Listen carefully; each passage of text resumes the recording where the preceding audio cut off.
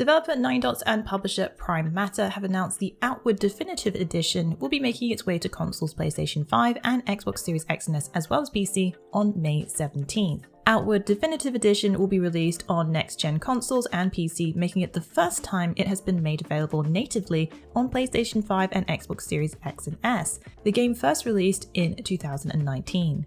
The Definitive Edition will include all previously released DLCs such as the Soroborians and the Three Brothers, as well as adding new encounters in dungeons, new scenarios, and new diseases. Those who already own the base game and the downloadable content The Three Brothers will receive the Definitive Edition upgrade for free. In case you missed it, Outward follows the adventure of a traveller in an open world faced with perils such as the corruption, which can wreak havoc. Death is not the end, but can leave you in a tougher spot than when you first began. It also features split-screen co-op, survival mechanics, combat, and spellcasting. Electronic Arts has announced they are currently developing a Lord of the Rings RPG for iOS and Android called the Lord of the Rings Heroes of Middle-earth. EA has announced a new app described as a collectible role-playing game which will offer a strategic social competitive experience according to the press release. While no release date was announced for the mobile game, the beta is set to launch sometime this summer. While deep collection systems are part of the game, the Lord of the Rings Heroes of Middle-earth sets to feature immersive storytelling, turn-based combat, and a wide roster of characters not just from the Lord of the Rings, but also from The Hobbit. The Lord of the Rings Heroes of Middle-earth will release on mobile, with a beta taking place this summer.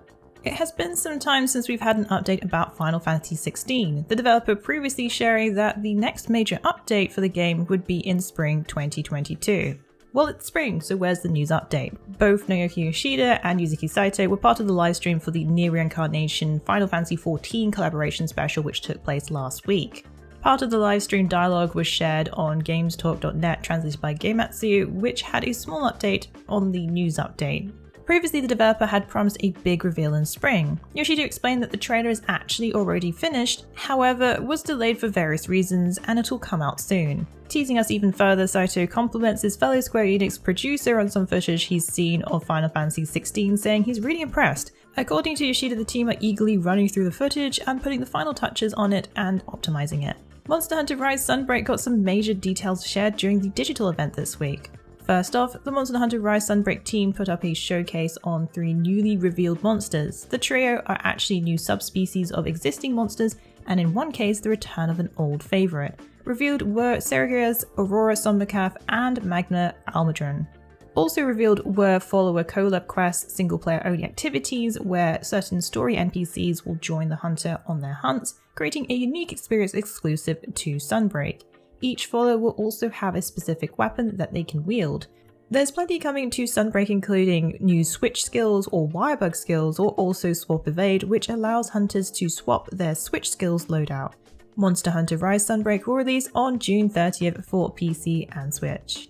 In the recent Electronic Arts quarterly financial conference call held for analysts and investors, Chief Executive Officer Andrew Wilson gave an update on EA's plans for upcoming games. For the fiscal year 2023 in Q4, the publisher has 4 games in the pipeline that have yet to be announced. The first title is from a major IP, the second is a title involved with a partnered developer, the third sets to be a remake, and the last is a sports title. There were no other hints or details given exactly what the 4 titles are or what the major IP is. Electronic Arts has already announced the Deep Space remake, but the footnotes in the presentation share that the title has not been publicly disclosed. This makes for quite the busy timeline for EA, with the Lord of the Rings mobile game also in the works. What franchise would you want to see gain another entry or even a remake? Let us know in the comments below. Bethesda announced this week that the upcoming Starfield and Redfall have been delayed to early 2023. Starfield, the new IP RPG set in space, was supposed to release later this year, however has now been delayed to 2023. While the news is somewhat disappointing, it should however be good to know that the games will be taking time for more polish. Bethesda has also promised a deep dive happening sometime soon, but hasn't explicitly said when exactly that's happening. With the Xbox and Bethesda joint showcase happening on June 12th, maybe we'll see more there. Starfield is the highly anticipated first new IP from Bethesda in over 25 years. It promises to be an amazing open world experience, progression will be linear, and will focus heavily on the player's sense of exploration and discovery. Created specifically for Wanderers, Starfield is a NASA punk game that has many joinable factions and interesting explorable locations. Redfall, on the other hand, is an open-world, vampire-themed game from the creative teams behind the Dishonored series, Arcane Austin. The title is a cooperative first-person shooter that blends the developer's signature and meaty combat into a vampire-slaying setting.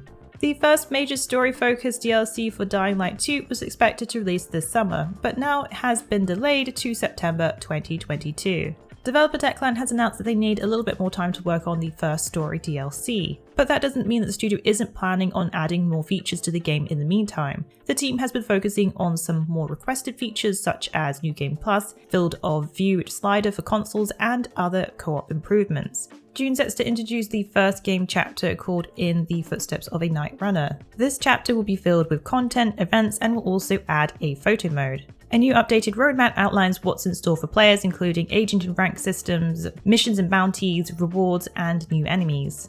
Dying Light 2 Stay Human is currently available on Xbox Series X and S, PlayStation 4, PlayStation 5, Xbox One, PC, and released on the Nintendo Switch via cloud version later this year.